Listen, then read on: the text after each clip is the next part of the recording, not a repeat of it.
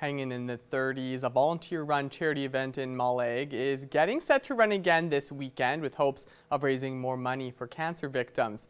Hanging in the 30s is an event where people can gather to participate in agricultural activities from the 1930s. From well boring to knife making, there's a variety of things to do. The event is entirely free, but there are donation booths around the site to raise money for those undergoing cancer treatments. The weekend is totally free. You can camp here free, food is free, and all we ask is that you pay a visit to a donation booth.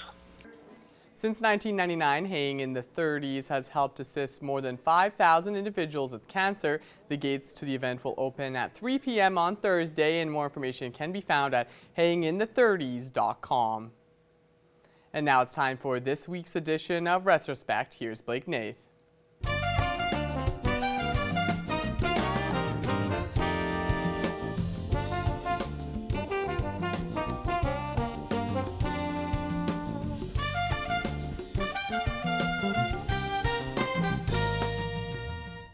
This week in Retrospect. Back in '92, visitors from all around the world congregate in Onion Lake for the annual powwow in celebration of Indigenous heritage. Every year, thousands of people descend on Onion Lake, setting up camp and taking part in the annual powwow.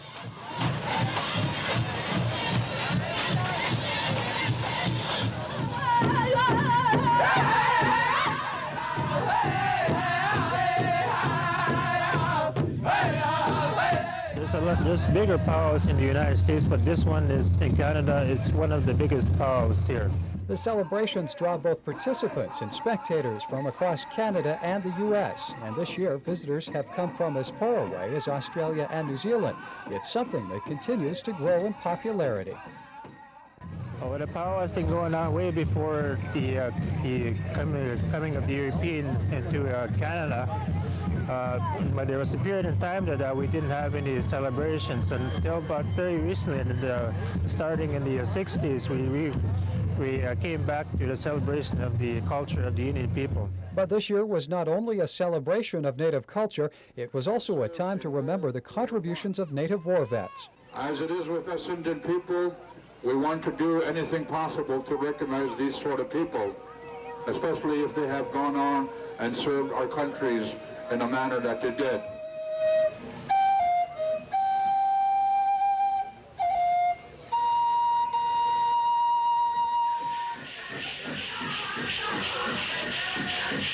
And last week, we showed you the eats. Now, we take a look at the results of the '97 Alberta Summer Games to see if the food fueled the fun.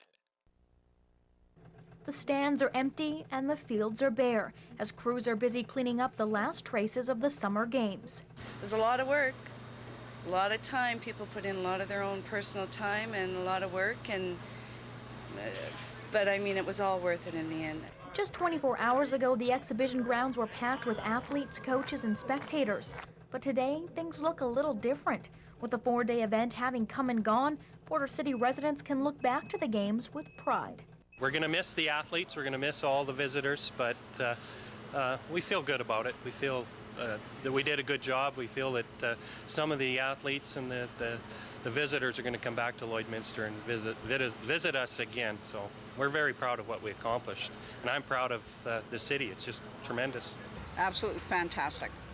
What they did here was they created something that we can remember, and it was good. It was really good. Thousands of volunteers made the games a true success, leaving a lasting impression with our visitors. I have not heard one negative thing from visitors and spectators and athletes. They couldn't believe what a tremendous job we all did, and everybody should be proud of themselves. And that's all for this week in Retrospect. Retrospect this week is brought to you by Webb's Ford. Worth your while to drive the extra mile. Webb's Ford in Vermilion.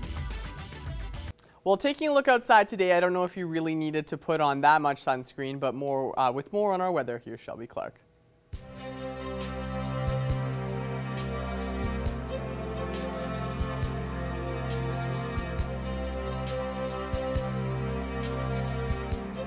Thank you so much there, Jace. Yes, glad to have you back now. Really glad you enjoyed your nice week off there. You were saying that you were even using that sunscreen last week when it was pretty hot out there, which is great to see. But yes, unfortunately for today here in the border city, won't be needing it too much. We are just sitting at 18 degrees. We are seeing that little bit of drizzle starting up throughout the rest of our day here. So we will be having those cloudier conditions kind of continue on throughout the day into the evening. But hopefully everybody still enjoyed their day earlier on, because we were seeing a little bit more sun peeking behind those clouds earlier on in the morning. Switching out to temperatures across the region for Alberta and Saskatchewan. On the Alberta side, we have cooled down quite a bit compared to what we were looking at last week for sure. Cold Lake just at 21, while there's 20 in most spots over on this end. Vermilion's at 19 degrees, while it is 17 in Marwayne, 16 up in Lac La Biche, and St. Paul is the coolest there at that 15 mark. So we just are now just hitting that 20 degrees in most spots across the region. Switching out to our Saskatchewan side, Isle Cross is definitely looking the warmest at 23 degrees, 21 in both Maidstone and Pearceland, while it is 19 in most spots over on this end. Here in the border city, we're matching with St. Walburg there with that 18 mark, and over in North Battleford and Maidstone, they are both at 21 degrees. For North Battleford, from that 21, they will be going down to a low of 10 for their evening low temperature. So we will still be seeing those double-digit temperatures for most spots across the region throughout the evening as well. They will be seeing 23 tomorrow, so warming up slightly compared to what they were looking at today, seeing a little bit more sun peeking behind those clouds. Cold Lake will be going down to a low of 11, so not too bad of a temperature. Seeing some nice conditions. Then tomorrow, Cold Lake will be expecting to look at 25 throughout the day, so definitely warming up from that 21 mark today. And they will be seeing a little bit more sun peeking behind those clouds. And for us in the border city, we're going to be expecting it at 11 later on through our evening. Hopefully that precipitation will ease up as we go out through the night. Then tomorrow we will be seeing 23. So definitely warming up tomorrow. Not as warm as we'd like to be, but don't worry. Later on in the week, we will be catching those 30s almost hitting here. And then we will be seeing a much sunnier day tomorrow. And now showing off one of your photo submissions. They get everyone that submitted some nice weather photos so far. You can continue to do so throughout the week. I will use them on my weather segments. This one's from Erica of Battle River. Thank you so much, Erica, for this gorgeous shot. Love seeing the water there in that with that sunlight just reflecting off of it. And that's all I have for now. We'll have more coming up after the break.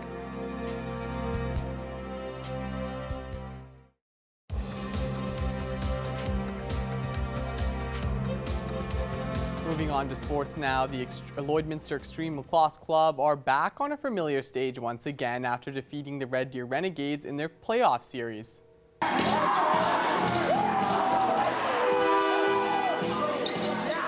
The Extreme swept the Renegades in their best-of-3 series, winning 15-8 in Game 1 and 10-7 in Game 2. The Extreme were able to close out the series by having a hot start in Game 2, scoring 4 goals in the first 6 minutes of the game. I think our energy leading into the game really caught them off guard. I don't think they're really expecting it, and we knew that if we can come out here with a hot start, that they'd be on their toes, right? They wouldn't be ready. We wanted it more, so it feels good to win. The club will now move to provincials out in Sylvan Lake for the first time since 2018 when they won it all, and the team is amped for the opportunity. It's not easy getting there, and you know, we've worked very hard for this, and I hope we can play the way that we know we can play and make some noise there and maybe bring home another banner. We definitely wish those boys the best of luck in provincials. Now it's time to head on over to Shelby Clark, who has another look at our evening weather forecast.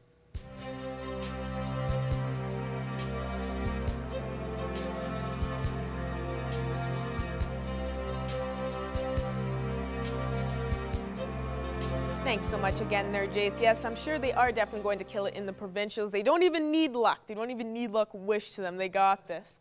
But now switching over to another extended look at your weather forecast, we will be starting off with our central zone of our provinces for Alberta and Saskatchewan. On the Alberta side, we are kind of seeing those same conditions of what we were looking at across the region. So far for the central zone, we are mostly just sitting at 20 and 21 degrees. So definitely have cooled down quite a bit compared to what we were looking at last week. We are starting off a little bit cooler today to start off the week, but but we will be warming up later on. And Jasper's just a degree warmer there at 22. Switching over to our Saskatchewan side, they are slightly matching with us on the Alberta side with those temperatures. Most spots are just slightly cooler with that 19, so just closer to what we are seeing here in the border city. Prince Albert and Melfort are slightly warmer there at just 20 and 21 degrees. Switching over to our northern zone, they are actually slightly looking a little bit warmer compared to what we are seeing in the central area. Laloche, Buffalo Narrows, La Ronge, and Flin Flon all seeing the warmest there with 23, 24 degrees. Just 20 over in South End, while it is 17, 18 in Wollaston Lake and Stony Rapids. In Uranium City is almost just hitting that 20 degree mark there. Switching now over to our Alberta side once again, they are looking slightly warmer as well. Compared to the Saskatchewan side, they are looking a little bit warmer only because all the spots are just seeing past that 20 degree mark. 21 degrees in both Fort McMurray and Slave Lake, while it's 22 in most spots over on this end. Down in Grand Prairie, they just are a degree warmer there at 23. Going over to our southern zone now, they are looking a lot cooler as well. They are kind of matching with us in the central area. 21 degrees in most spots with Lethbridge, Medicine Hat, and Calgary. Coronation has just reached 20 degrees, and over in Banff, they are seeing the warmest there at 23. Now switching back over to our Saskatchewan side, they are surprisingly looking a little bit cooler compared to the Alberta side in our southern zone. Most spots haven't even reached that 20 degree mark just yet. Over in Estevan, they are the only exception there with that 21 degrees. Most spots are just seeing 19, while it is 17 in both Regina and Yorkton. So most spots across the provinces definitely are looking a lot cooler starting off the week, but we will be warming up a little bit later on, as we'll get a little bit more into that as I go on in this weather segment. And now looking back across the region, seeing what we will expect throughout our evening and throughout the night, we will still be expecting to see those double digits for our evening low temperatures. Kind of expecting to see a little bit cooler compared to what we have been seeing for our daytime highs, but we will still be seeing those double digits with most spots expecting a low of 10 tonight. Pearson, Wainwright, and Meadow Lake will be looking at a low of 11, while Bonnyville will be seeing a low of 12, and Isla Cross will be expecting the warmest with a low of 14 degrees. So seeing not too bad of an evening for most spots across the region, and condition-wise it will look a little bit more calm. We won't be seeing too much precipitation or storms. And looking at our 3-day forecast here to end things off for here in the border city, we will be looking at 23 tomorrow throughout the day. Seeing a little bit more sun peeking behind those clouds, so get ready. We are going to warm up tomorrow, see a more beautiful day than definitely what we saw today. Wednesday, just in time for hump day there, we will be seeing 24 degrees right in the middle of the week with a mixture of some sun and clouds. So we are warming up as we go a little bit late over on in the week, which is great to see just in time for the weekend, because there on Thursday we'll be seeing a much sunnier day at 26. So don't worry, we're having some more sunnier days coming up here in the border city. That's all I have for now. Our Jason Mackey will have news coming up after the break.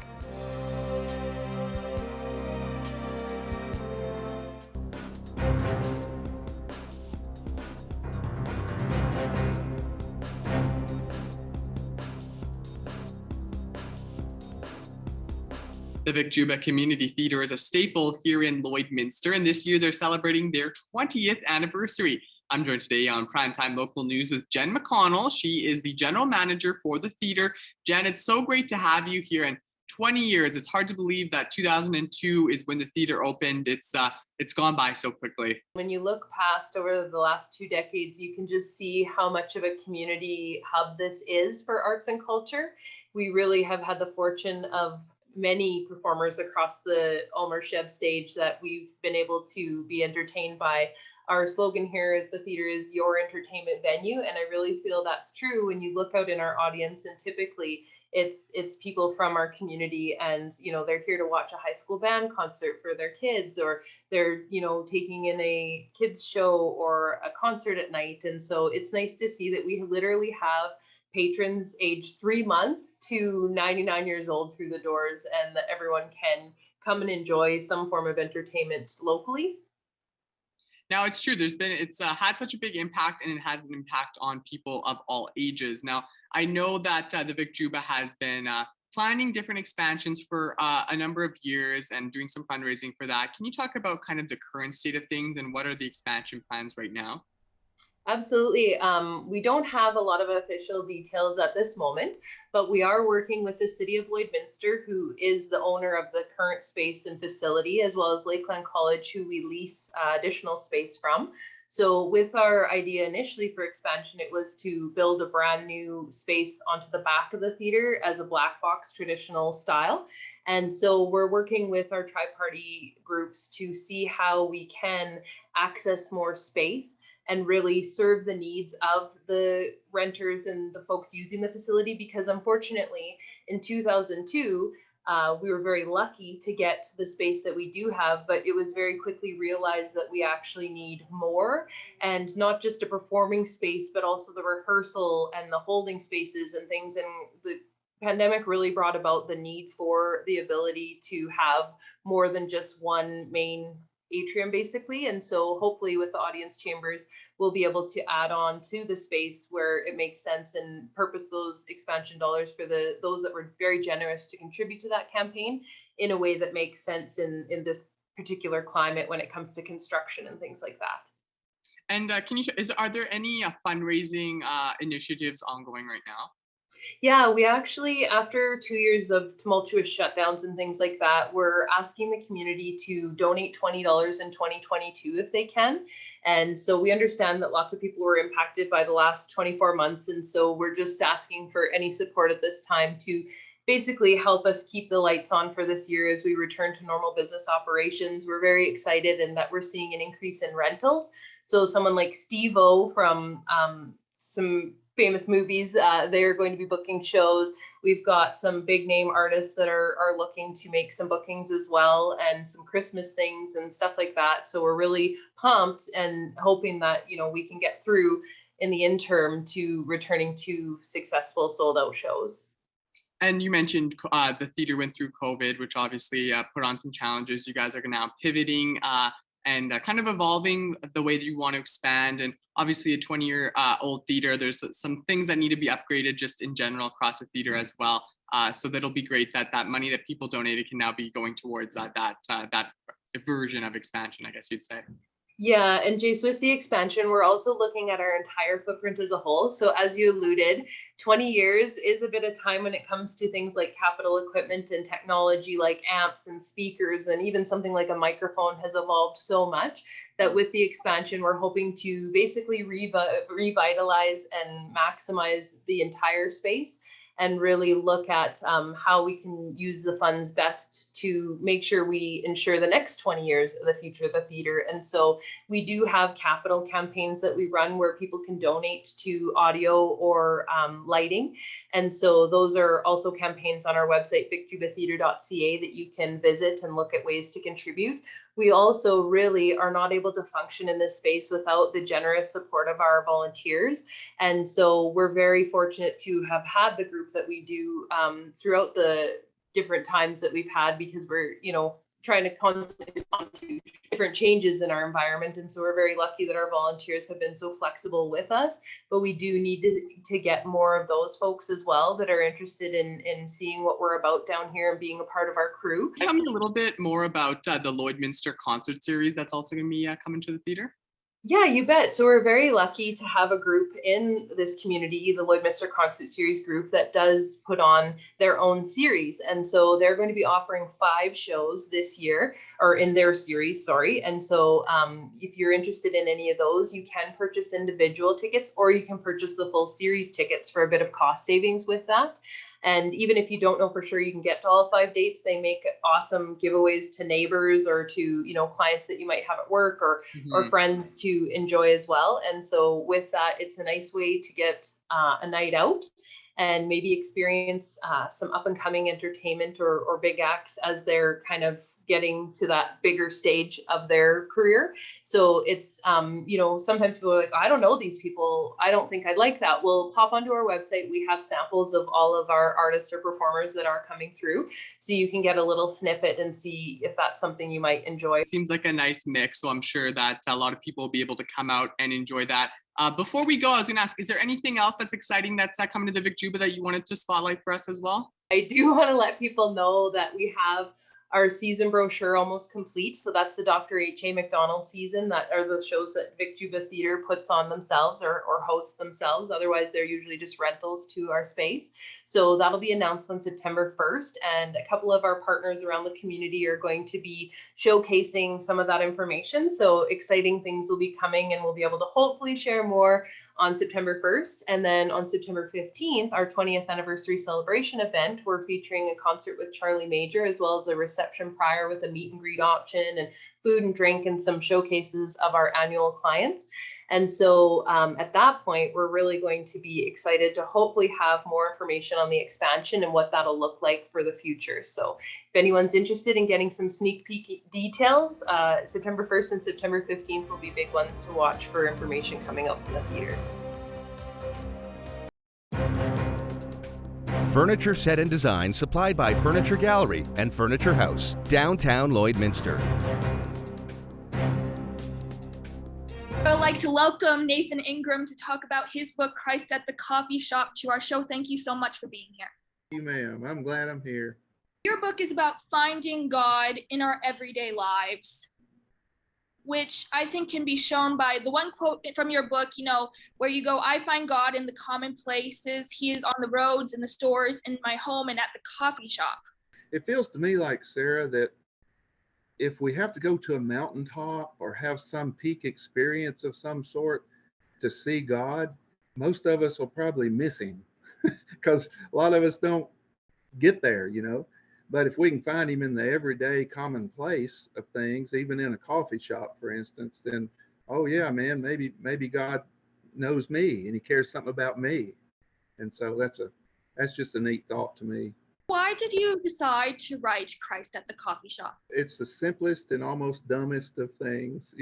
I was teaching a Bible class and the preacher was listening. And at the end of the class, he came up to me and said, that's the best Bible class I've ever heard in my life.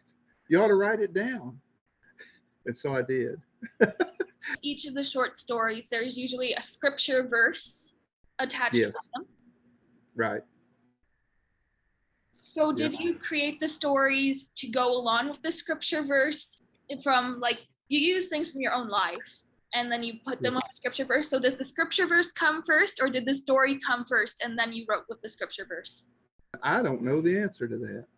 I've been reading the Bible a long time, and so I think about it a lot. And so it seems like it comes to me simultaneously, but sometimes if something happens to me and I and then I think, oh man, there's another indication right there, And so I just, and then I put the story down and say, okay, and here's what the Bible meant when it said that. And so it seems to just kind of tie in. My background's in psychology. I got a master's degree one time in psychology. And so I'm all the time trying to figure out, well, how does psychology and godliness and the Bible and all that fit together? And it kind of does. It's just kind of a really neat symbiosis there. The stories in the book where you yourself are a young child, for example, there's one where you forgot to milk the cow, or you left milking the cow too late at night, and that made your dad really angry. Well, I did it on purpose because I always hated to milk the cow. I begged to milk a cow until I was 8, and then I begged not to till I was 18 when I left home. But this night it was too late, and I was scared of the dark, and I wanted my dad to go with me, and he wouldn't because he was home in his easy chair, and he thought I should have gone on time, before dark. And of course I was too busy playing basketball and eating jelly sandwiches and whatnot, and so I didn't have time before dark. But yeah, and so he came. I nagged him for about an hour, and finally he said, you go milk right now. And so I turned around, and one last time I said, well, go with me. And he got mad at me, Sarah. He was really mad. He got out of his chair and it wasn't to go help me go milk. It was to help me figure out I should have gone a lot time before that. But anyway, he caught me out in the yard, and he had his belt off, and he was fixing to just wail into me. And I deserved every bit of that one now for sure. But my brother was out there, and he was a long-haired hippie freak. He was 4 years older than me, but he was my hero. I loved him. And but he was out there when my dad got me, and he listened to a little bit of that, and he finally said, well, Dad, please quit whipping Nathan. And of course my dad wasn't going to listen to no 19-year-old long-haired boy tell him what to do. So he was rearing back for another swat, and my brother said, well, whip me instead. And good night, Sarah. I can't hardly even talk about that because I mean, it's like Jesus, you know, you whipped me instead. And he wasn't guilty of anything. And I couldn't figure out even why he did it, because I thought he hated me most of the time because I was 4 years younger than him and I was a pest. But I figured out he did it because he wanted to, because he loved me. Have many people reached out to you who have read your book about what it meant to them? Yeah, quite a few people. It's just been kind of an amazing journey, because it's my first book ever, and I've heard from quite a few people on what it meant to them, and it was really, you know, I ended up, some guy found my book on his coffee table in Cairo, Egypt. I have no idea how it got there, and in Moscow and in South Africa. I don't even know how it got there, but I've just heard from a lot of different really neat stories about people who said that it helped them. Thank you again so much for being here today. Oh, thank you. You've been a wonderful hostess. Thanks very much. And off, we're taking a quick look at your 7-day forecast here now. We will be seeing that 23, 24 for Tuesday and Wednesday. Seeing a little bit more sun those days, so we are warming up as we go on through the week. And as you can see for Thursday and Friday, we're seeing some beautiful days just in time for the weekend. So really great to see that we're going to be seeing a lot more sun compared to what we saw today. And then Saturday, Sunday, we'll see a beautiful weekend with 25, 26. So get ready for some beautiful days coming up here in the border city. And then we will be continuing that warm streak into next week, starting off on next Monday with that 24 degrees. Love to see those warm temperatures. Thank you so much for that, Shelby. And thank you for joining us for our first hour of Primetime Local News. Our second hour continues next.